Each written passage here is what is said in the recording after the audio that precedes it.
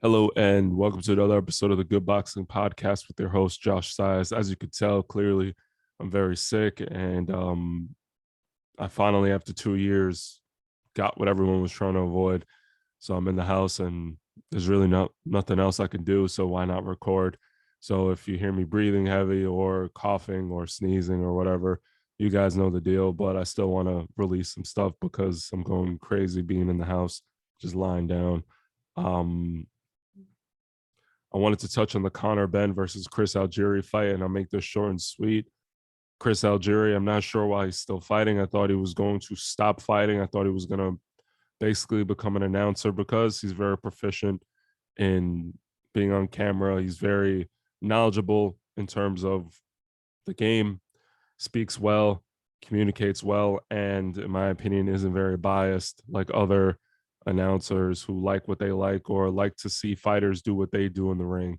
It was one of the main reasons why I didn't like Roy Jones. He would always compare every fighter to himself, and not everybody's going to be Roy Jones. He did get better, and he keeps getting better. Connor Benn, son of the legend Nigel Benn, is supposed to have his biggest test this weekend, but I'm sorry, I just don't see it. I think Chris Algieri is a good boxer. Many years ago, I would actually maybe slightly favor Chris Algieri based on who he's been in the ring with. He's been in with Pacquiao. He's been in with Provodnikov. He's been in with really strong guys. But in this one, I just don't see Chris Algieri being this long in the tooth, taking on a young bull like Connor Benn, who I've been critical of Connor Benn, but he's come along, and I think he's the real deal. I think he's ready to take the next step. And when you're trying to take the next step, you know what you have to do. You have to go out there and crush opponents that you don't feel belong in the same ring with you. And that's what I expect. I don't expect it to be early, maybe around 6 or 7, because Chris Algieri, very disciplined fighter. He'll move around forever before he finally crack the code. But Connor Benn's going to crack the code, and I wouldn't be surprised if he catches him with something early.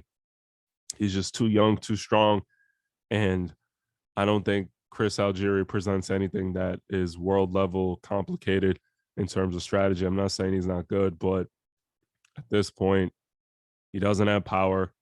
He moves, but when you're older, your legs are the first thing to go. And Connor Benn is looking to jump to that world level, and I think he's ready, truthfully.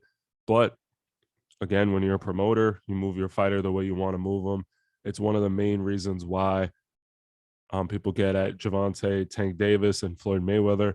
At the end of the day, these people put tremendous amounts of money into their fighters, so they want to make sure they're ready and moved along well and are ready for their biggest opportunities. Because when you look at someone like Teofimo Lopez, great fighter, great development, you move them along too fast, they don't get maturity, and you could see what could happen. I just think Connor Benn's going to win by probably knockout. But if it's a decision, whatever, you just beat whoever's in front of you. I just think Connor Benn's going to win. Let me know what you guys think and have a great day. I'll keep recording because there's really nothing much else I could do.